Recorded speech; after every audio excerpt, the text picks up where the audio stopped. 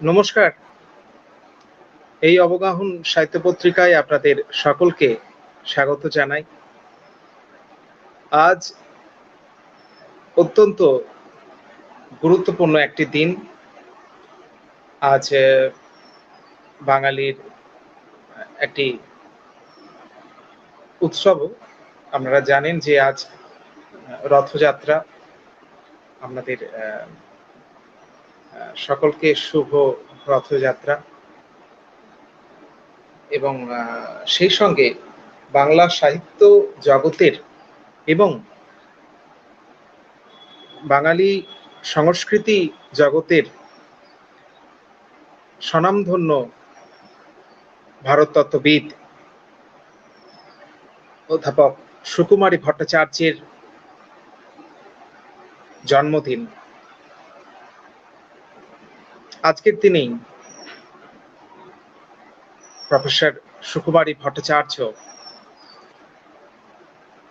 12ই জুলাই 1921 সালে তিনি জন্মগ্রহণ করেন মেদিনীপুরে।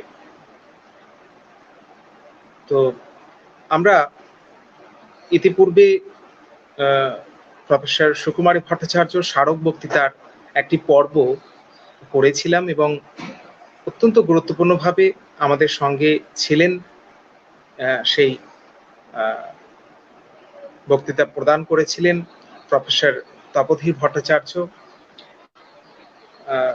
আমরা তাকে বিশেষভাবে আজকে এই অনুষ্ঠানে স্বাগত জানাই। কিছুক্ষণের মধ্যেই আমাদের সঙ্গে এসে সংযুক্ত হবেন প্রফেসর প্রবৃত্ত সরকার।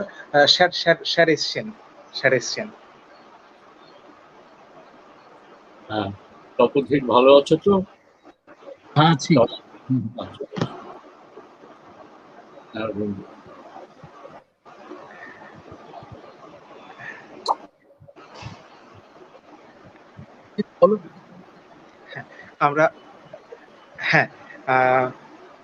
আমরা প্রফেসর প্রবৃত্ত সরকার স্যারকে অবগাহনের স্বাগত জানাই। তো আমরা যে কথা বলছিলাম, প্রফেসর সুকুমারী ভট্টাচার্য, তাকে নিয়ে আমরা ইতিপূর্বে একটি অনুষ্ঠান করেছি, একটি স্মারক বক্তৃতার পর্ব করেছি এবং আমাদের একটি পরিকল্পনা রয়েছে যে তাকে নিয়ে আরো বেশ কিছু পর্ব আগামী দিনে করবার। আমরা প্রথমেই আজকের বক্তা প্রফেসর প্রবৃত্ত সরকার স্যারের কাছে চলে যাব। স্যারের কিছু প্রারম্ভিক কথা দিয়ে আমরা আজকের যে অনুষ্ঠান সেটা শুরু করব। স্যার,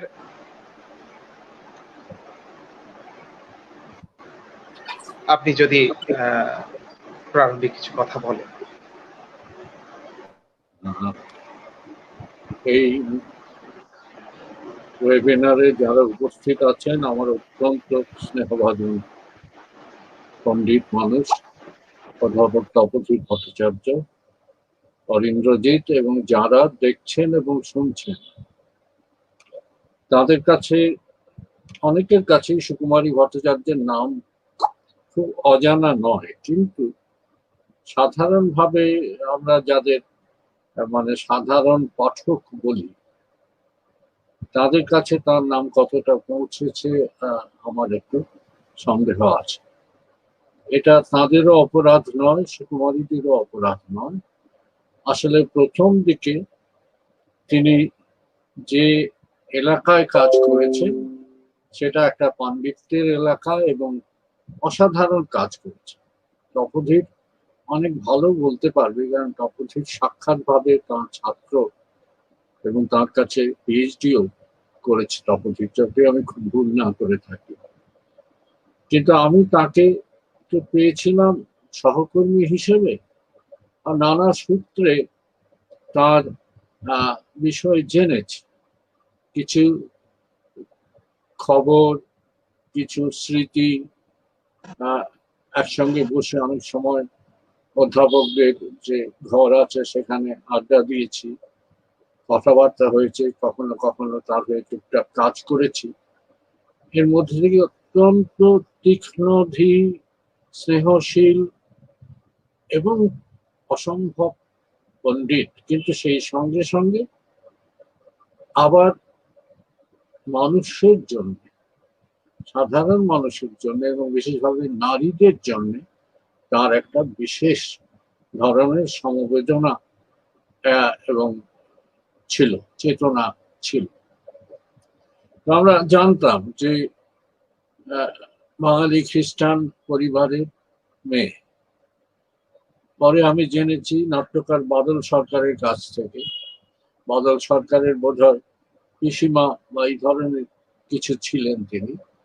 বাদলদার মুখেও শুনেছি, বাদলদা লিখেওছেন তার নাট্য চর্চায় সুকুমারী দি কিভাবে তাকে মানে অনুপ্রেরণা দিতেন, সেটা আমি শুনেছি। তারপর এগুলো এখন বোধহয় ওই পাবলিক লোড যাকে বলে, সকলের যে এই খ্রিস্টান একটি মেয়ে, সে ইংরেজি সাহিত্যে মানে তীক্ষ্ণধী ছাত্রী, সংস্কৃত পড়তে চেয়েছিল, তাকে সংস্কৃত ক্লাসে বসে পড়তে দেওয়া হয়নি। এগুলো এখন তোমরা এই অবগাহনের পক্ষ থেকে যে আলোচনাগুলো করেছে তার মধ্যে থেকে নিশ্চয়ই এই সমস্ত খবর উঠে এসেছে। সেই আগেকার অনেকদিন আগেকার যে 1900 মানে বোধহয় পরে 16-17-তে ডক্টর মোহাম্মদ শহীদুল্লাহ, 17-তে তিনি এমএ পাস করেন, ডক্টর মোহাম্মদ শহীদুল্লাহ কেউ যেমন সংস্কৃত পড়তে দেওয়া হয়নি, তেমনি সুকুমারী দিকেও ক্লাসের বাইরে বসে এগুলো, এই খবরগুলো আমরা জানি। আমি তার যে বইটি পড়ে মুগ্ধ হয়েছিলাম, আমার মানে প্রথম মুগ্ধ হই যে এটা বলে হিন্দু পান্থিয়াম, নামটা ভুলও হতে পারে, ইন্ডিয়ান পান্থিয়াম হতে পারে। কেমব্রিজ বিশ্ববিদ্যালয় থেকে প্রথমে বেরিয়েছিল, পরে ভারতীয় সংস্করণ একটি বের হয়েছে। হিন্দু ধর্মের দেবদেবীদের সম্বন্ধে বিস্তারিত এবং এত গভীর আলোচনা সত্যি সত্যি আর কোথাও নেই, আমি পাই। হ্যাঁ, পুরাণ ইত্যাদিতে আছে, কিন্তু এইভাবে ইংরেজি ভাষায় আমি এইভাবেই শিখেছিলাম যে হিন্দু পান্থিয়াম বলতে কি বোঝায়। তো সেটা তো এক কথা। তারপর যাদবপুরে যখন পড়াই তখন সুকুমারীর সংস্পর্শে এসে তার আলোচনা, বিশেষ করে বাংলা ভাষায় তিনি ছোট ছোট যে বইগুলি, বেদের এবং প্রাচীন ভারতের দারিদ্র্যের ব্যাপারে যে আলোচনা কিংবা মেয়েদের ব্যাপারে যে আলোচনা, সেগুলো সম্বন্ধেও মানে আমরা অত্যন্ত মুগ্ধভাবে সেইগুলো করি। এবং সত্যি সত্যি প্রাচীন ভারতের প্রতি আমাদের এখন যে তৈরি করা হচ্ছে একটা ভক্তি এবং মুগ্ধতার বাতাবরণ, তার বাইরে প্রাচীন ভারতের বাস্তবটা কিরকম ছিল, সেই বাস্তবের ছবিটা সুকুমারীর লেখা থেকে অসাধারণ ভাবে উঠে আসে। এটা হয়তো বর্তমানে কেন্দ্রীয় শাসক দলের কাছে খুব একটা উপভোগ্য বা স্বস্তিকর নয়, কিন্তু ভারতের এই জাতপাতে দ্বারা ক্লিষ্ট প্রাচীন ভারতের যে অন্য একটা মূর্তি ছিল, তাতেও যে দারিদ্র্য ছিল, তাতেও যে অবিচার ছিল, বিশেষ করে মেয়েদের প্রতি অবিচার ছিল। আমরা মৈত্রী, খনা, লীলাবতী, গার্গী ইত্যাদি নিয়ে আমরা খুব গর্ব করি বটে, কিন্তু পেছনে পুরাণের পেছনে পুরাণ, ইতিহাসের পেছনে পুরাণ এবং এই গল্প কথার পেছনে যে বাস্তব, সেটা সুকুমারীর লেখা থেকে আমরা আস্তে আস্তে বুঝতে পারি। এবং আমার বলতে বিন্দুমাত্র লজ্জা নেই যে আমি এগুলো সম্বন্ধে সুকুমারীর লেখা থেকেই, সেই প্রথম যৌবনী সুকুমারীর লেখা থেকে এগুলো প্রথম জানি, এবং পরে ওই কোশাম্বী এদের বইটই পড়ে একটু একটু বোঝবার চেষ্টা করি ভারতের বাস্তবটা। নানান ধরনের স্মৃতি আছে, আমার নিজের একটা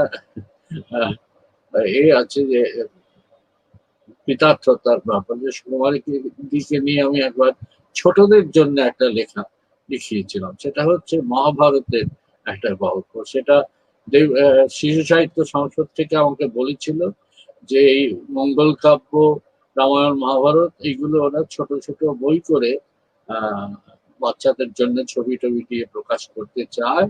তো আমি সুকুমারীদিকে ধরেছিলাম, সুকুমারীদি আমার অনুরোধে মহাভারত লেখাটা লিখে দিয়েছিল। এটা আমার খুব ব্যক্তিগত কৃতার্থতার ব্যাপার। এইরকম মানুষ তো সচরাচর আসেন না। পাণ্ডিত্য থাকে অনেকে, কিন্তু এই যে কথাটা এখন খুবই চলছে, হাবামাসের কথা অবধি ভালো জানে, যে পাবলিক ইন্টেলেকচুয়াল। সুকুমারীদি সঙ্গে সঙ্গে তার বিশেষজ্ঞতার বাইরে এসে মানুষের সঙ্গে মানুষের কথা, বিশেষ করে ভারতের বঞ্চিত মানুষের কথা, নারীদের কথা বলবার চেষ্টা করেছেন। কখনো কখনো আমাদের সঙ্গে মিছিলেও হেঁটেছেন, এটাও মানে তিনি দ্বিধা করেন। এইরকম একটি প্রগতিশীল অথচ বিশাল পণ্ডিত, সঙ্গে সঙ্গে সাধারণ মানুষের জন্য সহজ বাংলা ভাষায়, ইংরেজির পাণ্ডিত্যের কথাটা আমি ছেড়েই দিলাম, সহজ বাংলা ভাষায় যে বইগুলো লিখেছেন সেগুলো আমাদের চিরকালের সম্পদ। এবং আমি যেটা বলবো যে বাংলা ভাষায় প্রাচীন ভারত সম্বন্ধে যেগুলো সত্য, আড়ালে লুকিয়ে থাকা সত্য, যেগুলো সম্বন্ধে নিঃশব্দ থাকেন পণ্ডিতেরা, এই ভক্তিপ্লুত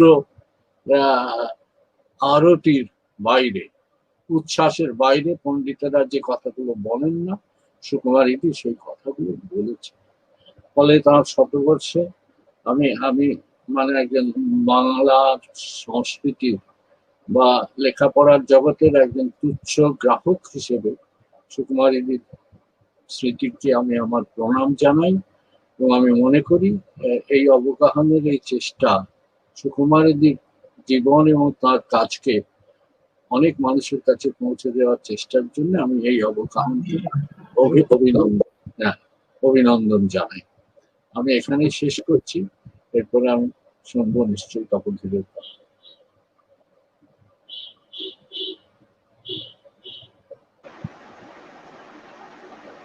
হ্যাঁ, অনেক ধন্যবাদ। আসলে আমাদের যখন এই পরিকল্পনা প্রফেসর তপোধীর ভট্টাচার্য স্যারের সঙ্গে হয়েছিল, সে বিষয়ে আমরা বারবার আগ্রহ দেখিয়েছি। এবং আজকে আমার নিজেরও অত্যন্ত আনন্দ হচ্ছে কথা বলতে, যে আমার আমি যেটুকু এখনো অব্দি আর কি খবর পেয়েছি, তাতে করে আজকের দিনে সুকুমারী ভট্টাচার্যকে নিয়ে প্রায় 20 থেকে 25টি জায়গায় কিন্তু আলোচনা হচ্ছে। বিভিন্ন মাধ্যমে বিভিন্ন কলেজ, বিভিন্ন বিশ্ববিদ্যালয় তারা কিন্তু আয়োজন করেছে তাকে নিয়ে, এবং এটি একটি ঐতিহাসিক ব্যাপার বলে আমি মনে করি। যে আসার কথা সত্যি সুকুমারীর দিকে নিয়ে তপোধীরের আরেকটি আলোচনা আছে বোধহয়, পরেই বোধহয় আরেকটি আলোচনা আছে তপোধীর, এইটুকু আসার কথা। এবং ভরসা হারাই না এই অতিমারির মধ্যে, বাঙালির নানা রকম বিদ্যুতি আত্মবিস্মরণ, তার মধ্যে সুকুমারীর দিকে নিয়ে যে এত আয়োজন হচ্ছে, এটা আমাদের কাছে খুব উৎসাহিত। অবশ্যই।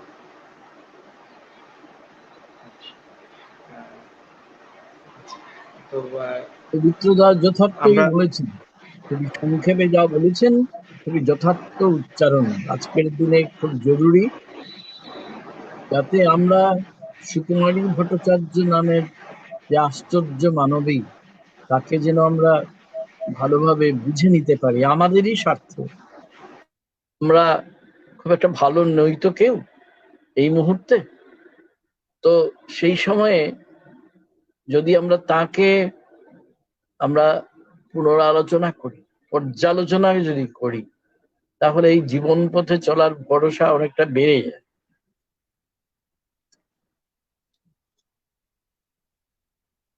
তো অরিন্দ্রজিৎ, আমি কিছু কথা বলি, তারপরে যদি আবার পবিত্রদা কিছু বলেন ভালোই হবে।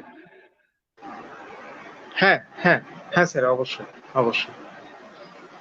আমি আজকে বলা যায় একটা আচার্য সুকুমারী ভট্টাচার্যর সম্পর্কে যাই বলবো তাকে ছুতেও পারবো না, কারণ আমি তার নিতান্ত অযোগ্য এক ছাত্র। 1977 সালের মে মাসে তাকে প্রথম আমি দেখেছিলাম। সে দিনটির কথা আমার খুব বেশি মনে পড়ছে আজ। পবিত্রদা খুব ভালো জানেন, চিনতেন অধ্যাপক অসীম কুমার দত্ত। তিনি আমাকে দিদির কাছে নিয়ে গিয়েছিলেন প্রথম। তখন তিনি কেয়াতলার বাড়িতে থাকতেন এবং তখন তার প্যারাটাইফয়েড হয়েছিল। বেশ কিছুদিন ধরে তিনি বাড়িতেই ছিলেন। তো আমি একটা আগ্রহ নিয়ে গিয়েছিলাম যে আমি যদি কিছু কাজ করি, যাদবপুর বিশ্ববিদ্যালয় অন্য সব বিশ্ববিদ্যালয়ের প্রতি শ্রদ্ধা রেখেই বলছি, একদম অল্প বয়স থেকেই যাদবপুর বিশ্ববিদ্যালয়ে আমাকে অলক্ষ্যে ডাকতেই থাকতো। আমার সেই ইচ্ছা পূরণ হলো যখন আমি তার কাছে গেলাম এবং তিনি অনুগ্রহ করে আমাকে তার ছাত্র হওয়ার অধিকারটা দিলেন। আর 1977-এ সেই যে শুরু হলো আমার সংযোগ তার সঙ্গে, সেটা 2014 সালের আমরা জানি মে মাসের মাঝামাঝি 93 বছর বয়সে তিনি শেষ নিঃশ্বাস ত্যাগ করেছেন। তো তার মাত্র 2 মাস আগে আমি তার সঙ্গে দেখা করতে যাই। শিলচর থেকে যাওয়াটা খুব জকমারি, আমি গেছিলাম এবং গিয়ে তার যেটা নাকতলার দ্বিতীয় বাড়িটা, প্রথম বাড়িটাতেই আমি বেশি গেছি, ওখানে আমার অনেক স্মৃতি আছে, যেটা অধ্যাপক সুশোভন সরকারের বাড়ির তেতলায় তিনি থাকতেন। তো এবং ওইখানে গিয়ে আমি যা দেখি, আমি কিছুদিন আগে বোধহয় বলেছি এবং বারবার বলেও আমি ক্লান্তি বোধ করি না, এমন একটি দৃশ্য যেটা আমার কাছে অনন্তে পৌঁছে গেছে। আমরা সবাই জানি যে শেষ কয়েক বছর সুকুমারী ভট্টাচার্য যতই কুশাগ্রধী পাণ্ডিত্যের অধিকারিণী হন, মানবিত, তাই ব্যাধি জড়া তাকেও স্পর্শ করেছিল। কিন্তু সেটা বড় কথা নয়। বড় কথা হচ্ছে যে দৃশ্যটা আমি বর্ণনা করতে চাইছি। আমি এর সঙ্গে আমার সহধর্মিণী স্বপ্না ভট্টাচার্য ছিলেন এবং ছিলেন আমার এক বাল্য বন্ধু ঔপন্যাসিক রণবীর পুরকায়স্থ। তো তার সঙ্গে দেখা করতে যাই এবং গিয়ে দেখি যে তিনি সেই নতুন বাড়িতে, যেটাতে আমি এর আগে মাত্র একবারই গেছিলাম, তিনি টেবিলের উপর, পড়ার টেবিলের চেয়ারে বসে আছেন এবং একেবারে ঝুঁকে পড়েছেন। হাতে একটা খুব পুরু কাঁচের একটা ম্যাগনিফাইং গ্লাস, আর তার সামনে খোলা রাজশেখর বসুর মহাভারত। আর তার ডান দিকে আমার খুব চিরপরিচিত, বহু বছর ধরে তার বাড়িতে গিয়ে, ওই যে বললাম তার সেই তেতলা নাকতলার, সেখানে গিয়ে আমি থেকেছি কয়েকবার। আমার সহধর্মিণী স্বপ্নাও সঙ্গে ছিলেন। এইগুলো তো আমার জীবনে মধুরতম কিছু মুহূর্ত। আমি গিয়ে দেখলাম সেদিন যে তিনি ঝুঁকে পড়েছেন, তার পাশে খুব কাঁপা কাঁপা অক্ষরে তার একটা নোট বই সঙ্গে সঙ্গে থাকতোই সব সময়, এবং সেখানে তিনি নানা কিছু যা মনে হচ্ছে নোট করে নিচ্ছেন। তারপর আমাদের দেখে খুব খুশি দিদি, কিন্তু তখন তিনি প্রায় দৃষ্টিশক্তি রহিত এবং শোনার শক্তি অনেকটা সামর্থ্য তার কমে গিয়েছিল। এই জন্য তার কাছে গিয়ে খুবই তার মুখের কাছাকাছি নিজের কানটাকে নিয়ে গিয়ে তার সঙ্গে একটুখানি কথা হয়েছে। এই সময়েও তিনি আমাকে বলেছিলেন, জানো তো বধির, আমি না শান্তি পর্ব মহাভারত তার সবচেয়ে প্রিয় গ্রন্থ। এটা নিয়ে বোধহয় আমি কোথাও লিখেও থাকবো। তিনি বলেছিলেন আমাকে যদি কেউ নির্বাসন দেয় আমি আপত্তি করব না, কিন্তু একটাই শর্ত দেব যে আমাকে মহাভারতটা সঙ্গে নিতে দিও। এবং মহাভারত যে তার কত প্রিয় ছিল এর সঙ্গত কারণও আছে।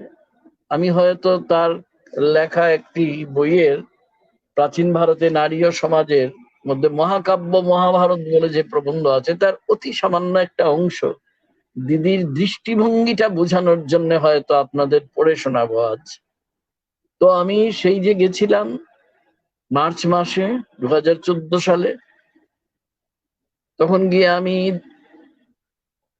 এটাই বুঝলাম, একদম ছেলেবেলায় পড়া কথাটাই সত্যি। অজরামরবৎ প্রাজ্ঞ বিদ্যাম অর্থঞ্চ চিন্তয়েৎ। অর্থের কথাটা বাদ দিলাম, কিন্তু যে বিদ্যা ওর চর্চা করতে চায় নিজেকে অজর অমর বলেই মনে করবে। এবং তার আরেকটি উজ্জ্বল দৃষ্টান্ত আমার সামনেই এখন আছেন আমাদের শ্রদ্ধেয় পবিত্রদা। তো তাদের মতো মানুষ তো আমাদের অনেক কিছু বাতিঘরের মতো শিখিয়ে যান, আমরা শিখি কিনা সেটা অবশ্য অন্য প্রশ্ন। তো দিদি সেদিন বলছিলেন, জানো আমার পর্ব চতুষ্টয় বলতেন দিদি, অর্থাৎ মহাভারতের বিশেষ 4টে পর্ব নিয়ে তার দার্শনিক সমাজতাত্ত্বিক এই ব্যাপার নিয়ে, শুধু দার্শনিক ব্যাপার নিয়ে তার খুব একটা আগ্রহ কোনোদিনই ছিল না, যদি না সেটা সমাজতাত্ত্বিক কোনো সত্যের উদ্ভাসন ঘটায়। তো এটা নিয়ে আমার অনেক কিছু করার ইচ্ছে ছিল তপোধীর, জানি না করে উঠতে পারবো কিনা। তুমি যদি পারো তাহলে তুমি এটা নিয়ে একটু ভেবো। তো যাই হোক, এবং দিদির আরেকটা কথা বলি, আগে সেখানে এই যে বাড়িতে সেখানে সেটা সম্ভব ছিল না, কিন্তু আগের বাড়িতে যখন যেতাম আমাকে এবং স্বপ্নাকে খুব বলতেন যে তার বাড়ির খুব কাছেই, সেই বাড়ির যেই তেতলা বাড়ি তার খুব কাছেই একটি মিষ্টির দোকান ছিল, সেইখানে ইন্দ্রাণী ভোগ নামে একটি বিশেষ ধরনের সন্দেশ পাওয়া যেত। দিদি খুব খুশি, এই নাম নিয়ে কতবার যে বলেছেন। বলছে দেখো সব ব্যাপারের মধ্যে তোমরা ছেলেরা মৌরসি পাট্টা এ করে নিয়ে তোমাদের নামগুলো তোমরা সন্দেশের দাও, সেইগুলোতে পর্যন্ত মেয়েদের ঠাঁই নেই। কিন্তু এই একটা আমি মিষ্টি খুব পছন্দ করি, কারণ তার মধ্যে এই মেয়েদের কিছুটা কপাল খুলেছে, মজা করেই বলতে। তো সুকুমারী দিকে আমি পরিমাপ করতে পারবো এই স্পর্ধা আমার নেই। আমি তার ছাত্র বটে, কিন্তু আগেই বলেছি অযোগ্য ছাত্র। 1977 থেকে 2014 অবধি আমি তাকে বুঝার চেষ্টাই করে গেছি অবিরত। এবং যেহেতু আমি নিজেও সংস্কৃতের একজন ছাত্র ছিলাম, আমার কালিদাসের রঘুবংশের শুরুতেই সেই বিখ্যাত শ্লোকটির কথা মনে পড়ে যায়, তিতিরিষু দুস্তরং মহাদুরূপেনাস্মি সাগরম। মানে একটা মহাসাগর পাড়ি দেওয়ার জন্য একটা ভেলা যদি চেষ্টা করে তা যেটা হবে ওটা তো পাড়ি দেওয়া যায় না। তো আমার অবস্থাও ঠিক তাই। তার দিকে তাকিয়ে সত্যি বিস্ময়ের আমার কোনোদিনই শেষ ছিল না। আজ তিনি আমাদের সামনে নেই, তার কায়িক অবসান হয়ে গেছে, কিন্তু এখনো কি তিনি আমাদের কম বিস্মিত করেন? তার আমি আগেই বলেছি, পবিত্রদাও যথার্থ উচ্চারণ করেছেন যে তার পাণ্ডিত্য অসাধারণ ছিল। আমি আবারও বলছি, আবার তৃতীয়বারই বলছি, আমি তার পাণ্ডিত্যের পরিমাপ করতে পারবো না।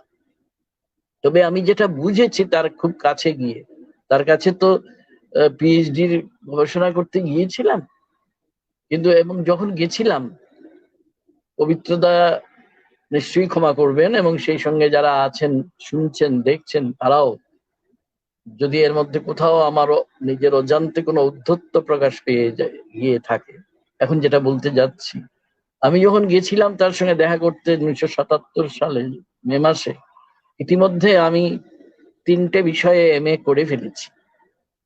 সুতরাং নিজের মনে সাধারণত তো এইভাবে ভাবি না, কিন্তু হয়তো আমি ভেবে থাকতেও পারি অবচেতন মনে যে আর কি, অনেক তো জেনে ফেলেছি। দিদির কাছে গিয়ে আবিষ্কার করলাম আমি গোষ্পদও নই এবং তিনি সমুদ্র।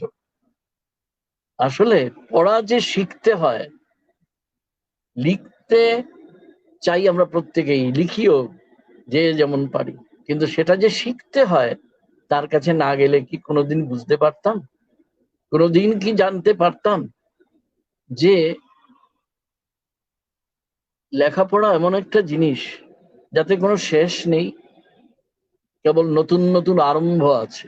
এটা পরেও আমি একজন পৃথিবী বিখ্যাত তত্ত্বগুরুর কাছে শুনেছি, কিন্তু সে প্রসঙ্গে যাচ্ছি না আপাতত। কিন্তু দিদি প্রায়োগিকভাবে সেটা করে দেখিয়েছিল।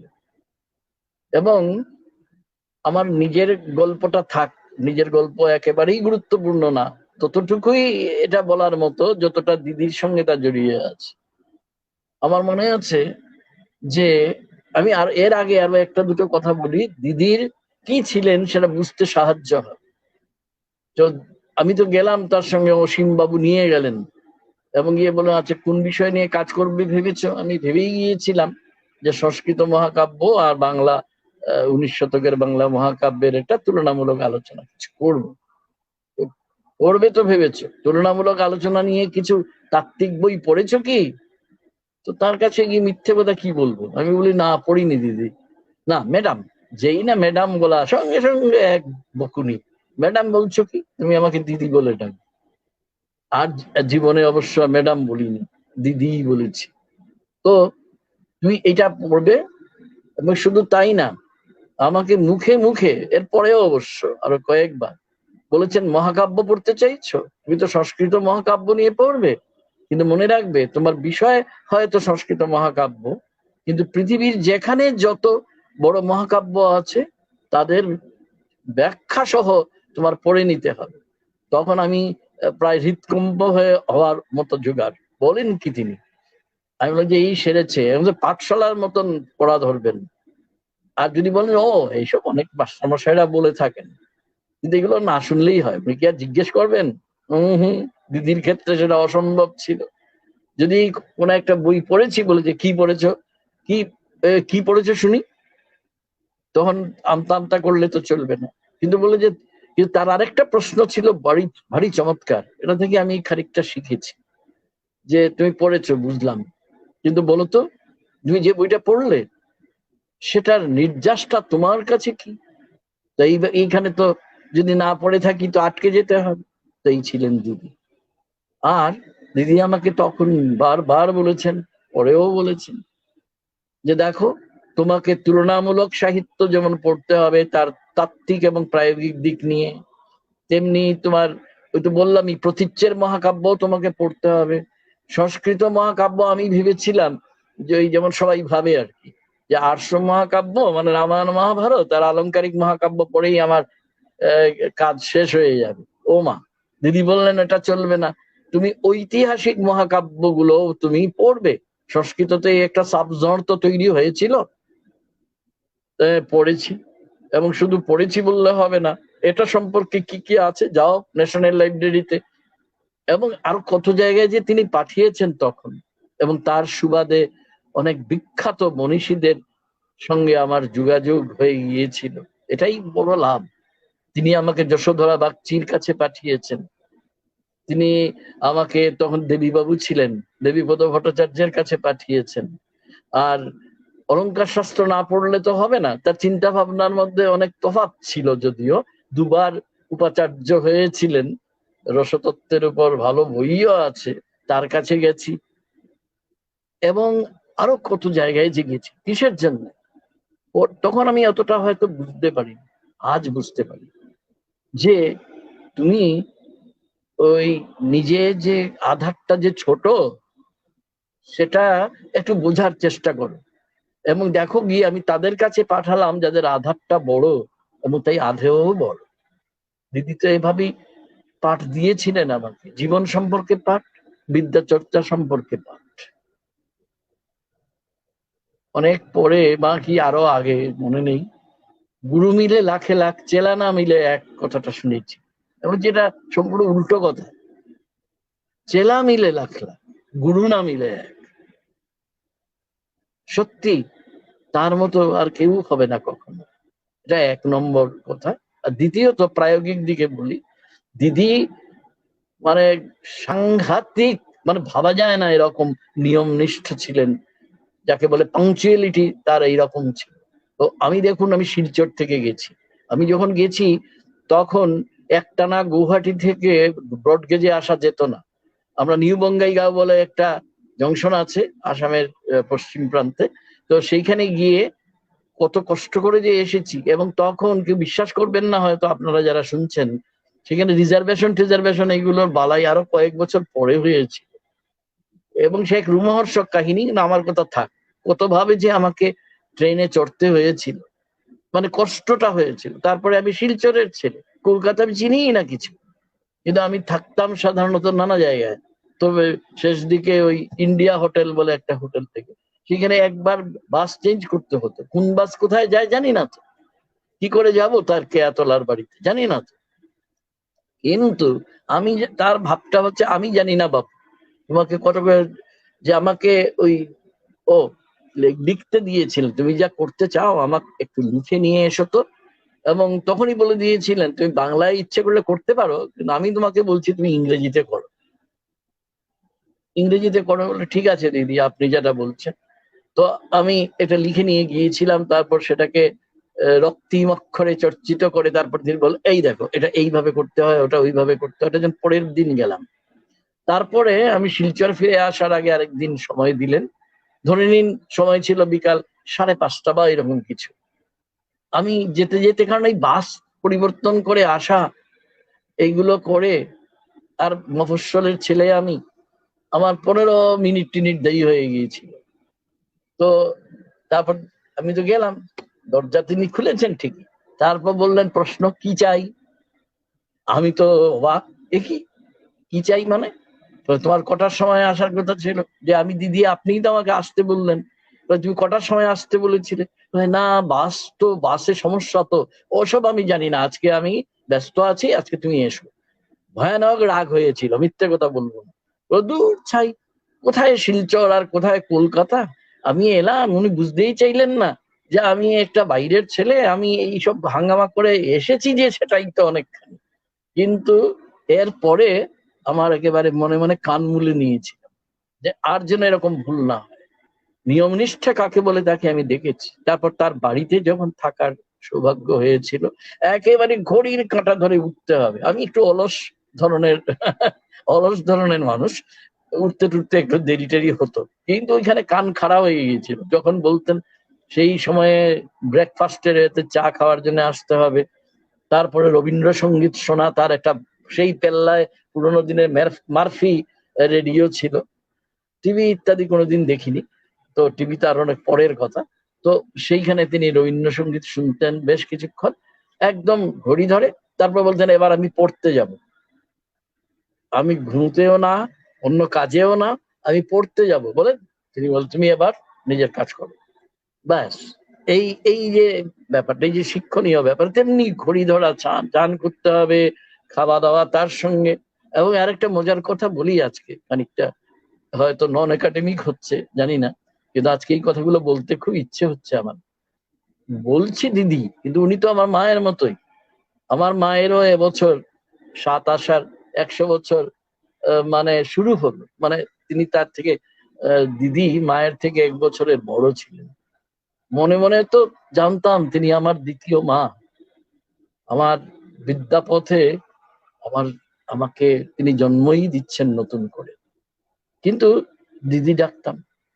কিন্তু অন্যরা কি হয়, সাধারণত বাড়িতে খেতে বসেছি তো, তোমার তো ডায়াবেটিস।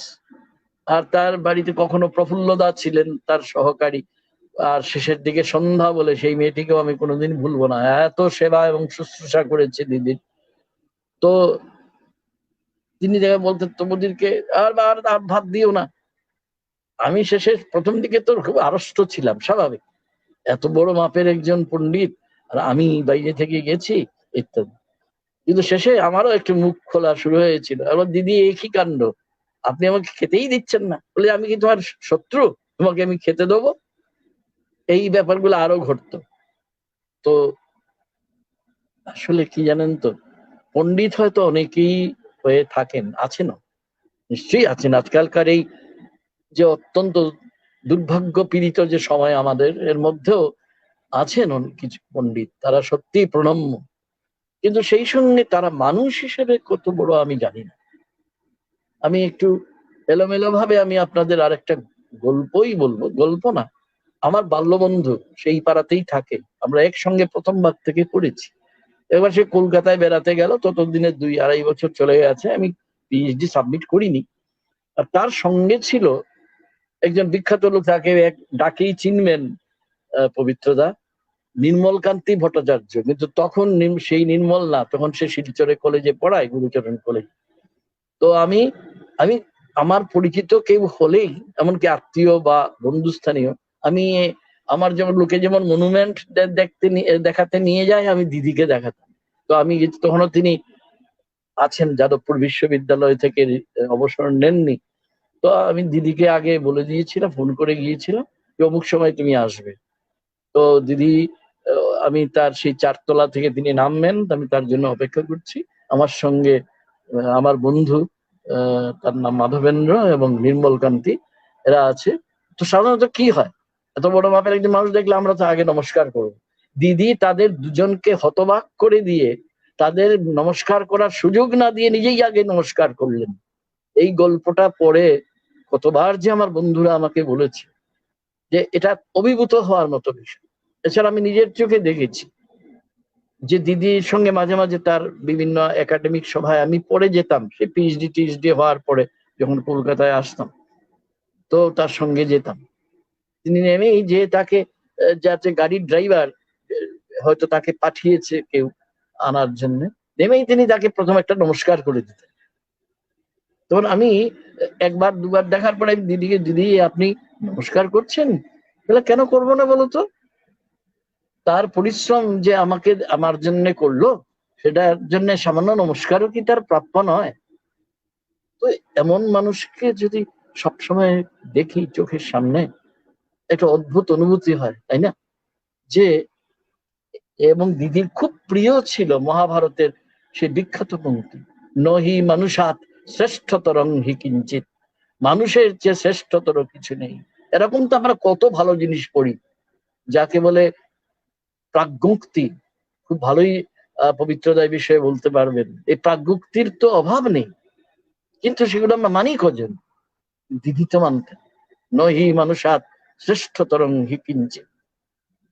আসলে মহাভারত তার কেন প্রিয় ছিল, এ বিষয়ে মহাকাব্য মহাভারত থেকে তারই একটি অংশ আমি আপনাদের পড়ে শোনাচ্ছি।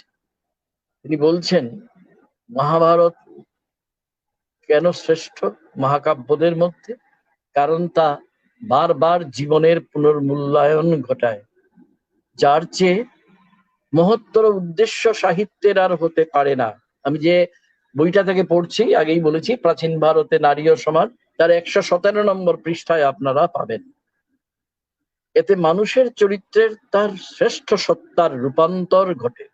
কারণ বলে একটা সংস্কৃত কথা আছে, অসন্তপ্তস্তু যদ আরু প্রতোতি প্রকৃতিং পুনঃ, মানে হচ্ছে যে কাঠ সন্তপ্ত হয়নি সে তার পূর্বরূপে পুনর্বার ফিরে যায়, পরিবর্তিত বা বিবর্তিত হয় না।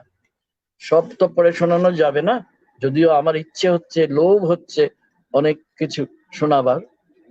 কিন্তু দেখুন আরেকটা জায়গায় তিনি বলছেন ভীষ্মের উপলব্ধি, যখন অর্জুনের আড়াল থেকে শিখণ্ডী তাকে তীক্ষ্ণ তীর বর্ষণ করছে। এই প্রসঙ্গে দিদির ভাষ্যটা শুনুন। প্রচন্ড গ্রীষ্মের দাবদাহের পরে যেদিন প্রথম বৃষ্টি নামে, তখন মানুষ যেমন ছুটে বাইরে গিয়ে সারা দেহে সে ধারাপাতের আরাম গ্রহণ উপভোগ করে, তেমনি করেই ভীষ্ম ঈষৎ হেসে সারা দেহ পেতে দিয়ে অর্জুনের স্বরধারা গ্রহণ করলেন। তার সংস্কৃতটাও আছে, বাংলাটাও আছে, বাংলাটাই আপনাদের শোনালাম। তারপরে তার বক্তব্য, দিদির বক্তব্য, দেখতে পাচ্ছি পলিতকেশ বৃদ্ধের কি মর্মান্তিক উপলব্ধি জীবনের শেষ প্রান্তে পৌঁছে। পুত্র পৌত্র প্রতিম যোদ্ধাদের হত্যা করতে হচ্ছে দিনের পর দিন, অথচ এ স্বজনঘাতী যুদ্ধ তো অনিবার্য ছিল না। সভা পর্বে বৃদ্ধ পিতামহ ক্লিবের মতো রাজকুলবধূ দ্রৌপদীর নির্মম লাঞ্ছনা দেখেছেন, নিষ্প্রতিবাদ নীরবতায় যুদ্ধের পূর্বক্ষণে যুধিষ্ঠিরের ঐকান্তিক মিনতি প্রত্যাখ্যান করেছেন ক্লীবের মতো দৈন্যে। তাই যেন ক্লীববৎ শিখণ্ডীর আড়াল থেকে আজ মৃত্যুবাণ আসছে। জীবনের রৌদ্রদাহে তপ্ত ভীষ্ম আসন্ন মৃত্যুকে দেখছেন কাঙ্ক্ষিত দাহ শান্তির মতো, পরমা মুক্তির মতো। জীবনের যেসব অমীমাংসিত নৈতিক সংঘাতে তিনি পরাস্ত, আজ মৃত্যু তার সমাধান আনছে। ইচ্ছা মৃত্যুর বর সফল হতে চলল, মৃত্যু আজ তার কাম্য। জীবনই দুর্বহ, ভীষ্মের জীবন যেন কুরুকুলের প্রতীক। নিঃশেষ হয়ে তবে সে জীবনের সব ঋণ শোধ করে দেয়। এরকম অমৃতবাণী দিদির আরো অনেক আছে। আমি শুধু ওই যেটা প্রবন্ধর কথা বললাম আপনাদের, তার অন্তিম অনুচ্ছেদটি আপনাদের পড়ে শোনাচ্ছি। মহাভারত বলেছে, বুদ্ধং ব্রহ্ম ইয়দিদং তে ব্রবীমি, যেটা আমি একটু আগে আপনাদের শোনালাম, ন মনুষ্যাৎ শ্রেষ্ঠতরং হি কিঞ্চিৎ। গোপন একটি তত্ত্ব তোমাকে বলি, মানুষের চেয়ে শ্রেষ্ঠতর আর কিছুই নেই। মহাভারতের বিরাট অংশ জুড়ে মায়াবাদ ও বৈরাগ্যের এত যে রাশি রাশি শুকনো পাতা, সবই উড়ে গেল উপলব্ধির এক প্রবল ঝড়ে। রয়ে গেল শাশ্বত মানুষ, তার দৈন্য, কুৎসিতা, অপূর্ণতা, দ্বন্দ্ব সংঘাত, আদর্শ, তার সাদ স্বপ্ন বেদনার মর্মান্তিক টানাপোড়েন নিয়ে। তাহলে দেবতা? রবীন্দ্রনাথের মতো মহাভারত জেনেছে, নিদারুণ দুঃখ রাতে মৃত্যু ঘাতে মানুষ চূর্ণিল যবে নিজ মর্ত সীমা, তখনও দিবে না দেখা দেবতার অমর মহিমা। নিদারুণ দুঃখ সংশয়ের সংঘাতের মধ্যে, নিষ্ঠুর বঞ্চনা ও ব্যর্থতার মধ্যে আপনান্তর তেজে সব কিছুকে জয় করে মানুষ তার মর্তসীমা লঙ্ঘন করে দেবতা হয়ে উঠেছে। বহু চরিত্রে বহুতর ঘটনার বিন্যাসে এ সত্য প্রতিপাদন করেছে মহাভারত। তাই মহাকাব্যের বিচারের স্থান পৃথিবীর সমস্ত মহাকাব্যের শীর্ষস্থানে। হ্যাঁ, দিদি বলেননি, আমি করছি, ইলিয়াডের চেয়েও। ইলিয়াড আমরা জানি যে পৃথিবীতে শ্রেষ্ঠ মহাকাব্য বলে পশ্চিমের পণ্ডিতরা একমত, কিন্তু তিনি ইলিয়াডের চেয়েও মহাভারতকে, হ্যাঁ আমাদের রামায়ণের চেয়েও তিনি শীর্ষস্থানে বসিয়েছেন। মহাভারতের প্রথম অধ্যায়ে এ মহাকাব্যের পরিচয়। ভারতস্য বপুর্হি এতৎ সত্যঞ্চ অমৃতমেব চ। বাংলা হলো, মহাভারত হলো ভারতের কলেবর, সত্য ও অমৃত।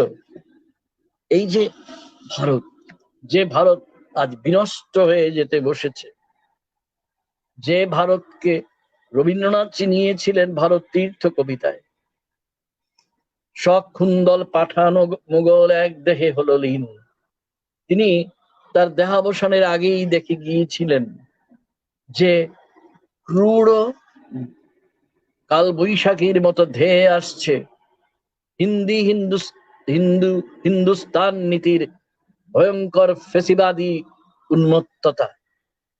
এবং শেষের দিকে বড় বেদনা তিনি অনুভব করতেন সমাজের কবন্ধ নীরবতা দেখে এবং নারীর অবমূল্যায়নের দিকে।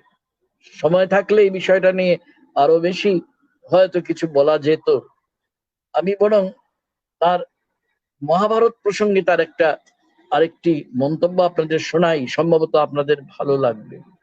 মনে হয় একটা আগুন সারা মহাকাব্য জুড়েই জ্বলেছে, কখনো প্রতীকে প্রচ্ছন্নভাবে তুষাগ্নির মতো, কখনো প্রকাশ্যে দাবাগ্নির মতো। পরস্পর বিরোধী স্বার্থের সংঘাতে লোভের ক্রোধের ইন্ধনে জ্বলে ওঠা এই আগুনের দুঃসহ জ্বালার ভেতরে জ্বলে জ্বলে জীবনের শ্যামিকা বা খাদ পুড়ে সৃষ্টি করেছে অনুপম স্বর্ণ সমুজ্জ্বল জীবন বোধের। এরপর তো আর কথা থাকে না কোনো। আসলে আজকে তার শতবর্ষ পূর্তির দিনে তাকে আমরা স্মরণ করি বরং চিরস্থায়ী এক বাতিঘর হিসেবে, যিনি মতাদর্শের যুদ্ধ কাকে বলে সারা জীবন ধরে দেখিয়ে গেছেন।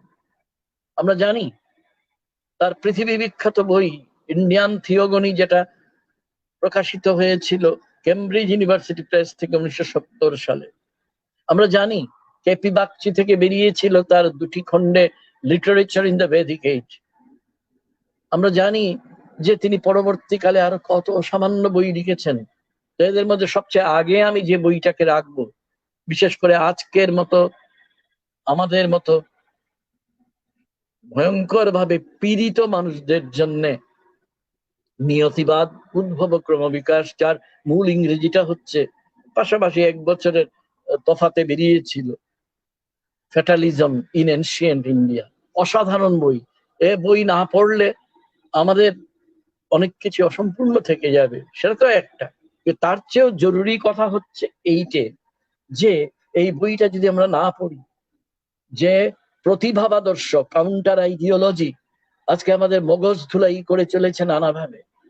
কেননা আজকে বহু লক্ষ কোটি টাকা খরচ করে রাষ্ট্রশক্তি অধিকার করে ফেলেছে আমাদের সমস্ত তথাকথিত প্রকাশ মাধ্যমকে। শুধুমাত্র আমি টিভি চ্যানেলগুলোর কথা বলছি না, আমি বলছি আজকাল সোশ্যাল মিডিয়া বলে যে পরিচিত, সেটাকে সেইখানে। কারণ তারা জানে মানুষের মগজটাকে যদি অধিকার করে নেওয়া যায়, সেখানে যদি উপনিবেশ স্থাপন করা যায়, তাহলে মানুষ আর কোনোদিনই প্রতিবাদ করবে না।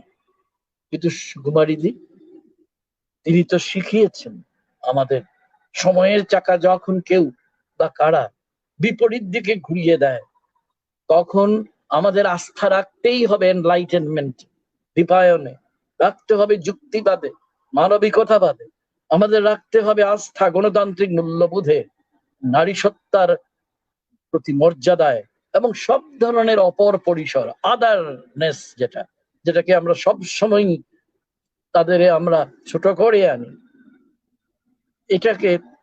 এটা সম্বন্ধে দরকার শ্রদ্ধার বোধ, দরকার সহিষ্ণুতার বোধ। কিন্তু আজকে আমরা ভারতবর্ষে কি দেখতে পাচ্ছি, যে তীব্র তিক্ত অসহিষ্ণুতা গ্রাস করে ফেলছে সবাইকে।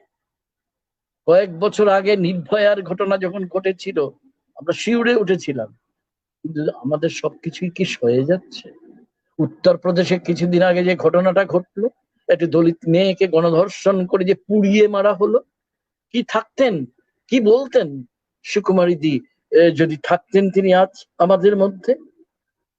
তিনি কায়িক অবসান তার হোক, কিন্তু তার দেওয়া যে অস্ত্র, তা দিয়েই তো আমাদের রোধ করতে হবে সমস্ত কিছু। তার মনে রাখতে হবে যে সময়, এত অল্প সময় সবকিছু বলা যায় না।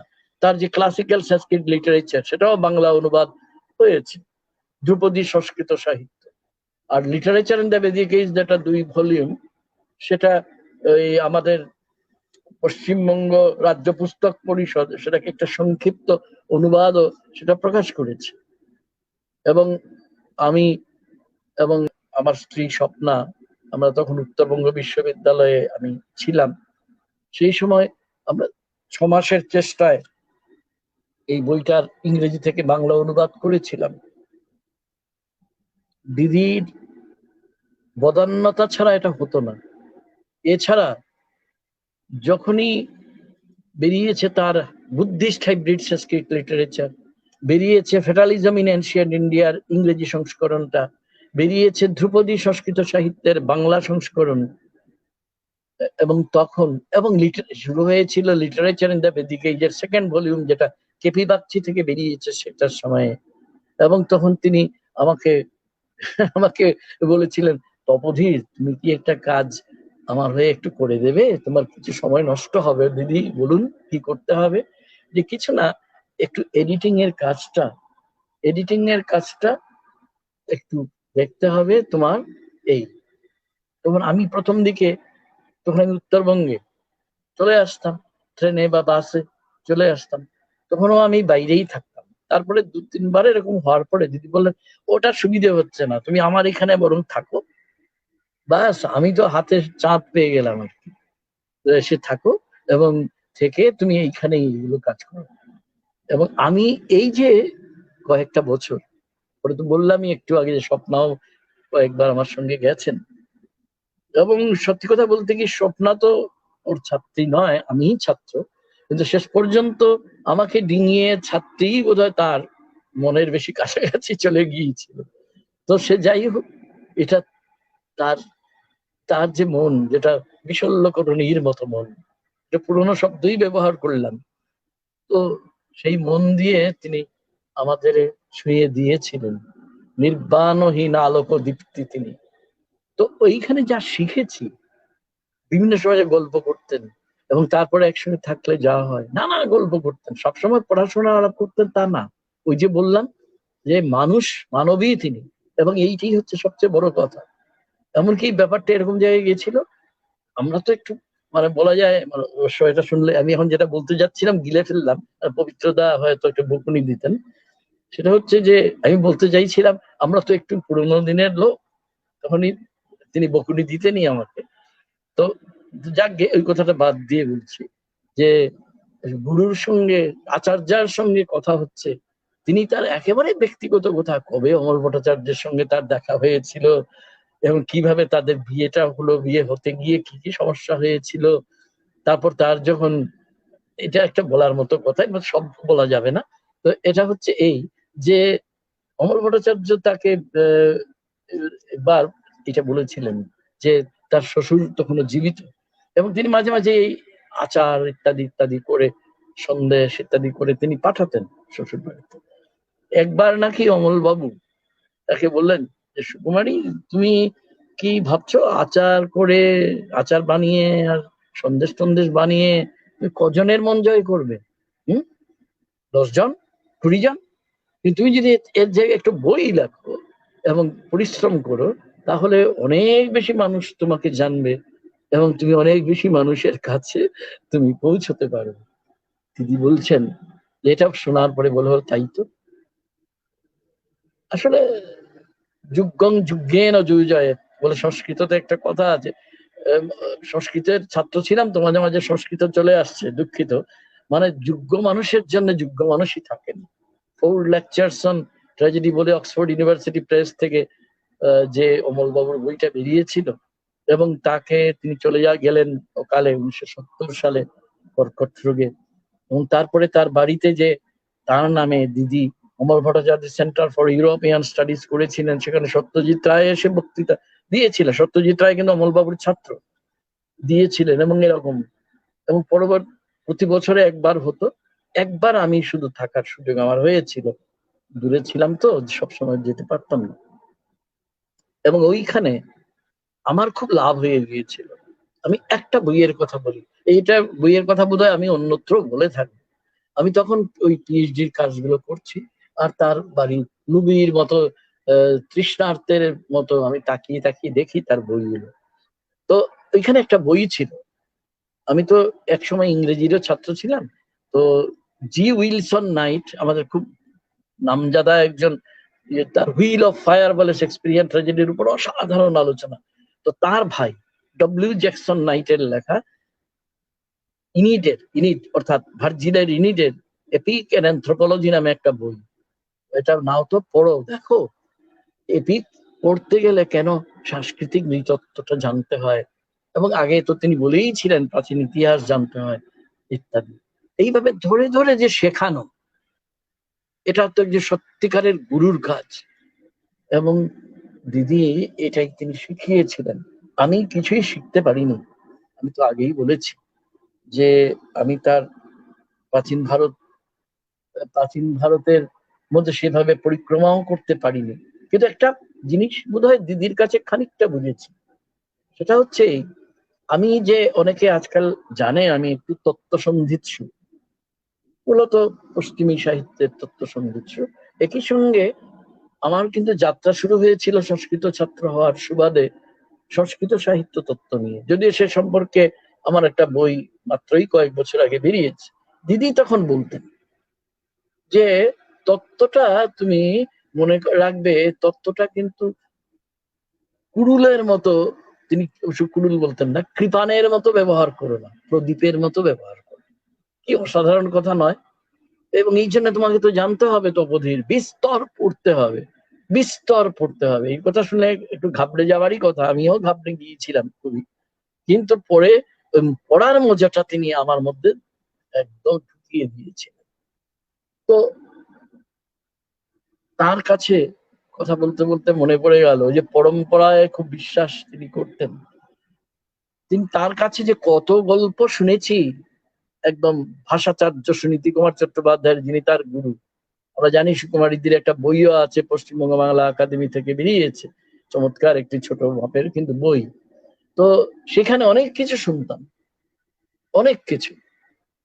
আমার এই সবগুলোই এখন আমার সম্পদ হয়ে আছে। দিদির সবচেয়ে বড় অবদান আমার যেটা মনে হয় কি জানেন তো, যে প্রাচীন ভারত মানেই হচ্ছে গিয়ে একটা সোনার দেশ, এবং একটা মায়াবী আংরাখা প্রজন্মের পর প্রজন্ম ধরে আমাদের কাছে আমাদের ব্যবহারে এটা এমন একটা জায়গায় পৌঁছেছে যে আমরা শুধু ভক্তি গদগদ হয়ে বারবার স্তুতি উচ্চারণ করি। দিদি কিন্তু স্তুতি উচ্চারণ করতে শেখাননি। তিনি বলেছেন, কি বলেছেন আপনারা প্রাচীন ভারত যারা নামে ছোট বইটা আছে তার মধ্যে দেখেছেন, আনন্দ পাবলিশার্স থেকে যখন তিনি পেলেন ওই আনন্দ পুরস্কারটা, যদিও বইটার উপর তিনি খুব সন্তুষ্ট ছিলেন না, বলতেন প্রচুর ভুল আছে, নানান ভুল ইত্যাদি। প্রাচীন ভারত সমাজ ও সাহিত্য বলে যে তার বইটা, আসলে আমাদের চারদিকে আমরা নিজেরা বুঝি না, নানা রকম কিংবদন্তির কুহেলি দিয়ে আবৃত হয়ে আছে, আমরা ধুলোমাটির বাস্তবটাকে চিনতেই পারি না। দিদি হচ্ছেন সেই মানুষটি যাকে দেখলে, যার কথা ভাবলে আমার রবীন্দ্রনাথের সেই সর্বজনা পরিচিত গানটির কথাই মনে পড়ে। দীপালিকায় জ্বালাও আলো, জ্বালাও আলো আপন আলো, সাজাও আলোয় ধরিত্রী। হিমের রাতে ওই গগনের দ্বীপগুলি রে হেমন্তিকা করলো গোপন। কিন্তু দিদি তো কাউকে গোপন করতে দেননি। সারা জীবন ধরে যত রকম কুহেলিকা আছে সেগুলোকে তিনি উন্মোচন করে গেছেন, এবং তার অবস্থান হচ্ছে স্থির মতাদর্শগত অবস্থান। কেননা স্থির মতাদর্শগত অবস্থান যদি পর্যবেক্ষকের না থাকে, তাহলে সমাজ বোধও জাগবে না, সংস্কৃতি চর্চা ভুল পথে যাবে, ইতিহাস চর্চাও কোনো কাজে লাগবে না। আর সাহিত্য তো সবকিছুর সম্মিলনে তৈরি। এই যে একটা বোধ জাগিয়ে দেওয়া, সেটা সুকুমারীদি করেছেন, তার বইয়ের মাধ্যমে করেছেন। আর আমার মতো ভাগ্যবান যে কয়েকটি বছর তার কাছাকাছি ছিল, দেখেছে তাকে কাছ থেকে, তাকে দেখে এইটুকুই বুঝেছি সবকিছুরই শেষ আছে, মানুষের কোনো শেষ নেই। এবং এই যে অনন্ত মানুষ, সেই তার অন্তহীনতা কিসের জন্যে, কিসের ভিত্তিতে, এটাকে আবিষ্কার করাই হচ্ছে আমাদের সমাজতত্ত্বের কাজ, আমাদের ইতিহাস বোধেরও কাজ, আমাদের সাহিত্য চর্চার তো কাজই। একজন সাহিত্যের ছাত্র হিসেবে আমি আমাদের প্রাজ্ঞ অগ্রপথিক অধ্যাপক সরকারের সামনে বসে আমি আর বাচালতা করব না, এটা একদম অত্যন্ত বাচালতা ক্ষমার অযোগ্য বাচালতা হবে সেটা, কারণ তিনি বহুদর্শী মানুষ। কিন্তু আমি এটাই বলবো যে আজকের দিনে আমরা যে ভারতবর্ষকে দেখছি, সেটাকে আমরা চিনি না কিন্তু কেউ। সেটা হিন্দুস্তানে পরিণত ভারতবর্ষ, যেটার মধ্যে হিন্দুস্তান এর ফেসিবাদী নীতিটাই হচ্ছে একমাত্র শরণ্য নীতি। আর সেখানে গীতা কেন এই নামের তার একটা বই আছে, খুবই ছোট বই, কিন্তু পড়ে দেখবেন। তিনি আমাকে প্রায় বলতেন যে গীতার কোন কোন জিনিস তোমার এলাকায়, আমি তো কর্মবাদের কথা বলতাম, তিনি বলতেন মনে রাখবে তপোধীর, কর্মবাদের মতন এত ভয়ঙ্কর একটা তত্ত্ব আর কোথাও তুমি পাবে না বলে তিনি বলতেন। মুখস্থ থাকতো তো সবিতার, আশ্চর্য মেধা বটে, আশ্চর্য স্মরণ শক্তি। সর্বধর্মান পরিত্যজ্য মামেকাং শরণং ব্রজ, অহং ত্বা সর্ব পাপেভ্য মুক্ষয়িষ্যামি মা শুচ। যে সমস্ত ধর্ম পরিত্যাগ, আপনারা সবাই জানেন 18 স্বর্গের গীতা, তো 18 অধ্যায়ের গীতা, তার শেষ দিকে আছে যে সমস্ত ধর্ম পরিত্যাগ করে একমাত্র আমার শরণ নাও, আমি তোমাকে সব রকম পাপ থেকে মুক্ত করব, শোক করো না। তিনি একটা কথা বলতেন, এটা কেন ভয়ঙ্কর জানো তো? এরা তো শুধু কৃষ্ণ উচ্চারণ করেননি, কৃষ্ণ তো প্রতিভু। আজকের দিনে আমরা দেখতে পাচ্ছি দিল্লীশ্বর বা জগদীশ্বর বা যেটা মধ্যযুগে শোনা যেত, আজকে কি দেখছেন? King can do no wrong, যা খুশি তাই করতে পারেন তিনি, যা খুশি। মিথ্যাচারের বন্যা বসি বইয়ে দিতে পারেন এই দেশে। কিন্তু আমরা কি করছি? আমরা চিকিৎসা বিজ্ঞানে বিশ্বাস করি না। এই অতিমারির সময়ে যা ঘটছে, এটা বলতে গেলে তো মহাভারত। জীববিদ্যায় বিশ্বাস রাখি না, আমরা মহাকাশ বিজ্ঞানে আস্থা রাখি না, এক কথায় বৈজ্ঞানিক চেতনায় আমরা রাখি না। ধর্মতন্ত্রের পুনরুত্থানে সব কিছু চূড়াবালিতে ডুবে যাচ্ছে। তাই আমি বলবো যে, আমি ওই যে বললাম পুরোনো দিনের মানুষ তো, তো সেই জন্য চক্ষুর মিলিতং যেন তস্মৈ শ্রী গুরবে নমঃ, যদি ওটা পুংলিঙ্গে আছে, কিন্তু এটা বদলাতে তো পারি না। যিনি আমার চোখ উন্মিলন করে দিয়েছেন, এবং আমার মতো আরো অনেকের ওই মতাদর্শ কাকে বলে সেটা বুঝিয়ে দিয়ে এবং মতাদর্শগত অবস্থানকে পুক্ত করার আহ্বান জানিয়ে এবং বুঝিয়েছেন যে ইতিহাস মানে কি, সংস্কৃতি মানে কি, আর প্রকৃত ধর্ম মানে মানব ধর্ম। দিদির কথা থেকে উদ্ধৃতি দিচ্ছি, এটা তার ইন্ডিয়ান থিওগনির একেবারে শেষ দিকে 363 নম্বর পৃষ্ঠায় আছে, ক্যাথলিসিটি অফ অ্যাটিটিউড। এটাতেই বোধহয় সব কথা বলা হয়ে গেল। আমি হয়তো অনেকটাই বলে ফেললাম, অনেক কিছু বলে ফেললাম, তো এবং কিছুই বলতে পারলাম না। আমার এই অক্ষমতা পবিত্রদা সহ এইখানে অন্যরা যারা শুনলেন তারা ক্ষমা করবেন। আজকে আমার মন পূর্ণ হয়ে আছে, বলতে পারেন দিদির দেওয়া সুরে।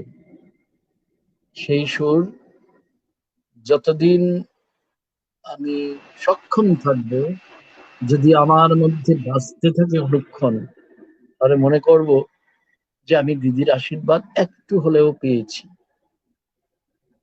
এবং আজকে দিদি আমাদের সুকুমারী ভট্টাচার্য আমাদের কাছে হয়ে উঠুন প্রতিরোধের মতাদর্শের সবচেয়ে গুরুত্বপূর্ণ, সবচেয়ে সামর্থ্য সম্পন্ন আয়ুধের আরেক নাম। এতটুকু বলেই আমি আপাতত শেষ করছি।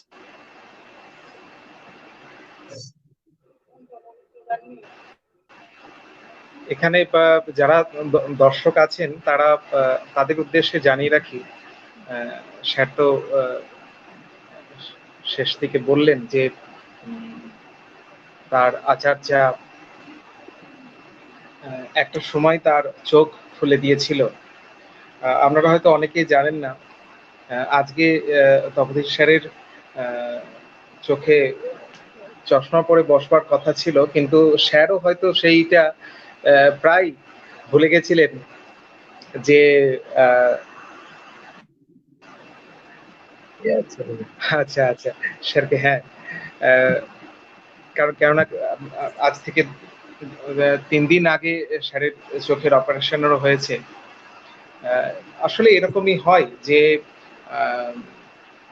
এখানে কৃষকপ্রিয়দা একটি কমেন্টও দেখছি যে উনি বলছেন যে তপোধীর স্যার আজ সাংঘাতিক মুডে। হ্যাঁ, মানে যাকে নিয়ে আজকে এই আলোচনা, তিনি তো অত্যন্ত সিরিয়াস ভাবেই সারা জীবন ধরে তার চিন্তন প্রক্রিয়া চালিয়েছেন এবং রীতিমতো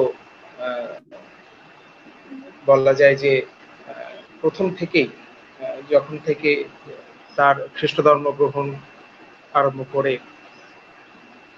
নারীদের নিয়ে প্রগতিশীল কাজকর্ম, আমি একবার পবিত্র স্যারের কাছে একটু যেতে চাইছি। স্যারের কাছে যদি কিছু তার আসলে তপোধীরই তো সুকুমারী দিকে নিয়ে বলার যোগ্যতম লোক বলে আমি মনে করি। আমি তো পার্শ্বিকভাবে তার সঙ্গে যুক্ত হয়েছিলাম, এবং কিন্তু মুগ্ধতাটা ছিল তখন থেকে। যেমন একটু আর আমি কিছু ভুল বলেছি, ইন্ডিয়ান থিওগনিক না বইটার নাম আমি বলেছি দ্য হিন্দু পান্থিয়ান বা ইন্ডিয়ান পান্থিয়ান, এরকম ভুল বলেছি। সুকুমারী তার পিসতুত বাদল সরকারের পিসতুত দিদি, আমি বোধহয় পিসিমা বলেছি। এই ধরনের কিছু কিছু ভুল বুড়ো বয়সে এসে যায় করেছি। কিন্তু তপোধীদের কথা থেকে কাছের মানুষটিকে আমরা তো দেখতে পেলাম, কাছের মানুষ যে এই যে মানুষটি কঠিন কোমলে মিশ্রিত একটি মানবী সত্তা, সেই সঙ্গে সঙ্গে তার ভেতরে দুর্জয় তেজ, নারীর যে আত্মবিশ্বাস এবং নিজের মহিমা বোধ, তা থেকে তার প্রতিবাদ, নানান ধরনের প্রতিবাদ, জ্ঞানাত্মক প্রতিবাদ, আবার সঙ্গে সঙ্গে তার ব্যক্তিগত প্রতিবাদ, আবেগাত্মক প্রতিবাদ, সব ধরনের প্রতিবাদ ফলে একটি কি বলবো, ওই বিলিতি গবেষণার কথায় বলে যে সোশ্যাল মডেল। সুকুমারীদি আমাদের কাছে একটি সোশ্যাল মডেল, বিশেষ করে মানে একই সঙ্গে কিভাবে জ্ঞান চর্চার সঙ্গে সঙ্গে মানবিকতার চর্চা, এই দুটোকে কিভাবে মেলাতে হয়, যেটা আমরা হয়তো ব্যক্তিগতভাবে চেষ্টা করি, তপোধীরও চেষ্টা করে, যে আমরা লেখাপড়া আর কত দূর করি, যতটা লোকে ভাবে ততটা করি না, যেমন সেটা কিছু না, চেষ্টা করি। কিন্তু সেই সঙ্গে সঙ্গে আবার আমাদের লেখাপড়াটা নিছক শুষ্ক একটা বিজ্ঞাপনের বস্তু না হয়ে ওঠে, সেই সঙ্গে সঙ্গে মানসিক সুখ দুঃখের সঙ্গেও যে জড়িয়ে থাকতে পারি, সেটা সুকুমারীদের মতো মানুষেরা আমাদের শিখিয়ে দেয়। ফলে এই শিক্ষা নিয়েই আস্তে আস্তে আমরাও বদলাই। যে মহাভারতের পরিবর্তনের কথা বললেন মানুষের, তপোধীর বললেন যে আমরাও বদলাতে থাকি, এক একজন মানুষ এসে আমাদের বদলে বদলে দিয়ে যান। আমি এটা অবশ্যই এখনকার দিনে মহাভারতের এই কথাটা স্বীকার করি না যে মানুষ শ্রেষ্ঠ জীব, কারণ এ থেকে খানিকটা পৃথিবীর ক্ষতিও হয়েছে। মানুষ তার ফলে মানে পাশ্চাত্য পুঁজিবাদ এক হিসেবে এটাকে ধরে নিয়ে পৃথিবীকে শেষ করেছে প্রায় আর কি।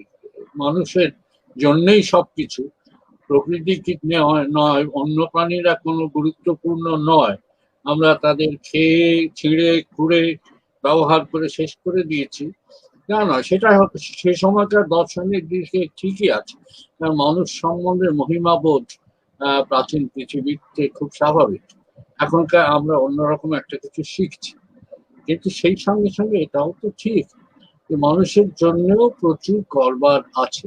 এই যে যে জীবনাদর্শের কথা, মতাদর্শের কথা তপোধীর বারবার করে বলি, এই মতাদর্শগত একটা অবস্থান যে আমরা কেউ কেউ নিতে পারি বা নেবার চেষ্টা করি, এটাই সুকুমারীদের মতো মানুষদের কাছ থেকে আমরা শিখি, যারা জ্ঞান চর্চার মধ্যে থেকে একটা মতাদর্শগত অবস্থানে একেবারে অনমনীয় থেকে গেছে, অনমনীয়, এবং সেই মতাদর্শগত অবস্থানের তাত্ত্বিক এবং জ্ঞানাত্মক ভিত্তিটা তৈরি করে দিয়েছে।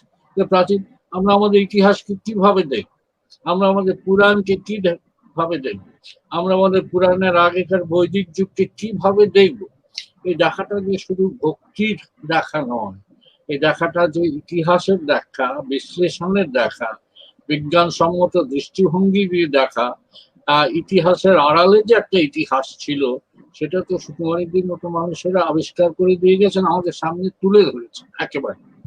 সেইটা আমাদের আবার মতাদর্শকে পরিপুষ্ট করেছে।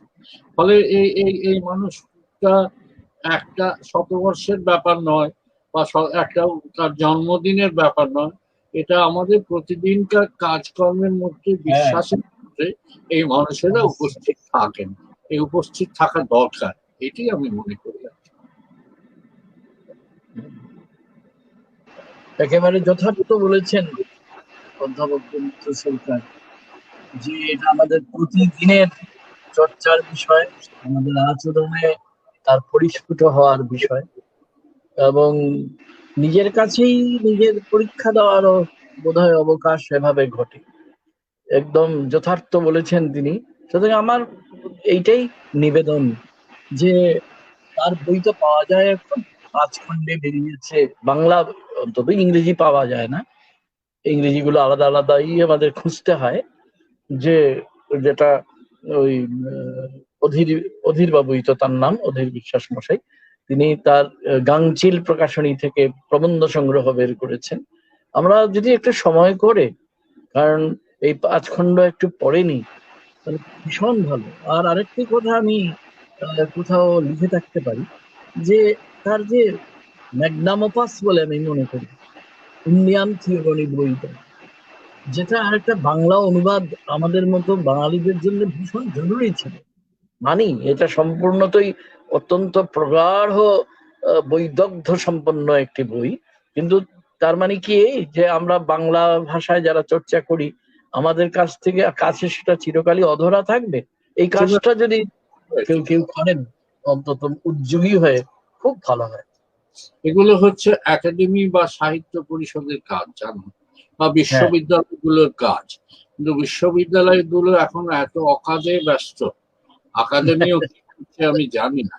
ফলে ছাত্রদের সহজে উতরে দেবার কোন রকমের দায়িত্ব ঝেড়ে ফেলার কাজ নিয়েছে শিক্ষা প্রতিষ্ঠানগুলো।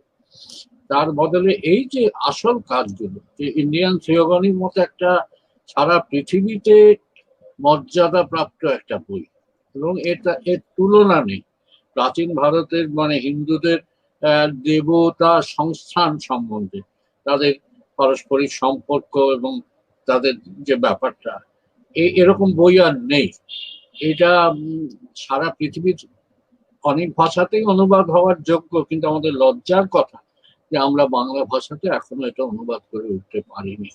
এবং আমরা যদি ভাবি যে বাংলা ভাষাতে শিক্ষার একেবারে চূড়ান্ত পর্যায় পর্যন্ত আমাদের যেতে হবে কখনো, তখন তো এই সমস্ত বই ছাড়া আমাদের চলবে না। ফলে এই কাজটা তপোধর ঠিকই বলেছে যে অনুবাদ অবিলম্বে হওয়া দরকার। হয়তো দেখবো বাংলাদেশ আগে করে ফেলেছে, এরকম হতেই পারে।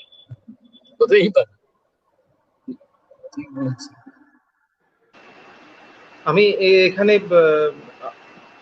আপনারা দুজনে রয়েছেন, আমি এখানে আরেকটি প্রস্তাব রাখছি, যেটা হয়তো আমাকে তপতিশ স্যার আগেও বলেছিলেন।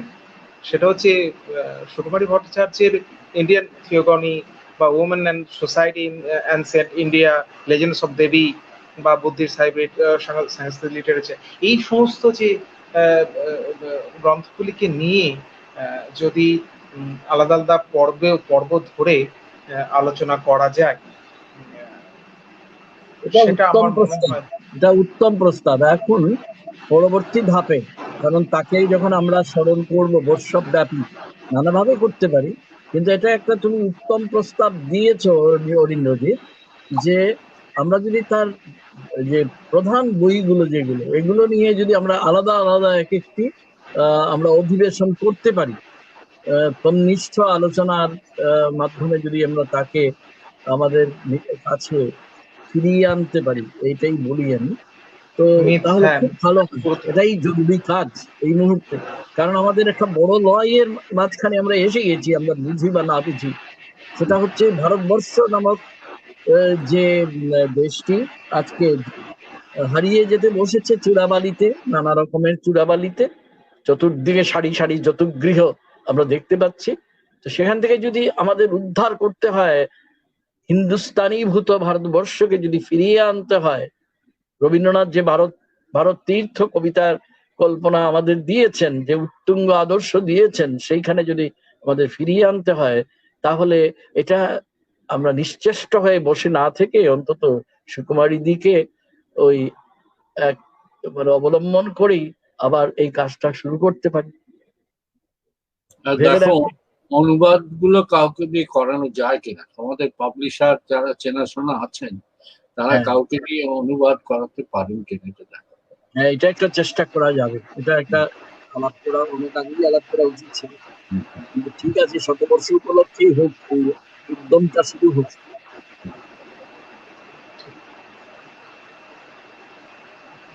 আমাদের অধিবেশন প্রায় 1 ঘন্টা 16 মিনিটের অতিক্রম করেছে। আমার মনে হয় যে 7টা থেকে পবিত্র স্যারেরও অনুষ্ঠান আছে, আবার তপোধীরেরও তপোধীর শেষে অনুষ্ঠান আছে। তো 6:51 বেজে গেছে। আমরা ঠিক আছে। এতক্ষণ প্রচুর মানুষজন এখানে দেখছিলেন এবং অজস্র কমেন্টে করেছেন, এখনো রয়েছেন তারা, তাদেরকেও আমরা কৃতজ্ঞতা জানাই। এবং আমরা তারাই তো আসল। একদম, এবং আমরা আজকে স্যারদের কাছেও আমাদের বিশেষ কৃতজ্ঞতা থাকবে। এবং আমি একই সঙ্গে সকল দর্শকের উদ্দেশ্য জানাচ্ছি যে আমরা সুকুমারী ভট্টাচার্য স্মারক বক্তৃতার পর্ব যেমন করতে থাকবো, এবং একই সঙ্গে তার যে গ্রন্থগুলি রয়েছে সেগুলো নিয়েও আলাদা আলাদা পর্বে আলোচনা করার চেষ্টা করব। আপনাদেরও যদি কোনো রকম কোনো পরামর্শ বা পরিকল্পনা থাকে আমাদেরকে জানাতে পারেন। সকলকে শুভ সন্ধ্যা জানিয়ে সবাই ভালো থাকো, তপোধীর ভালো থাকো। চোখের অপারেশনটা ভালো হয়েছে শুনে ভালো লাগছে। এটা ভালো হয়েছে, এখন কিছুদিন চশমা পরে থাকতে হবে। সবাই আপনি ভালো থাকুন সবার জন্য। রাখি তাহলে আজকে। হ্যাঁ, হ্যাঁ, আচ্ছা, ঠিক আছে। হ্যাঁ, আচ্ছা।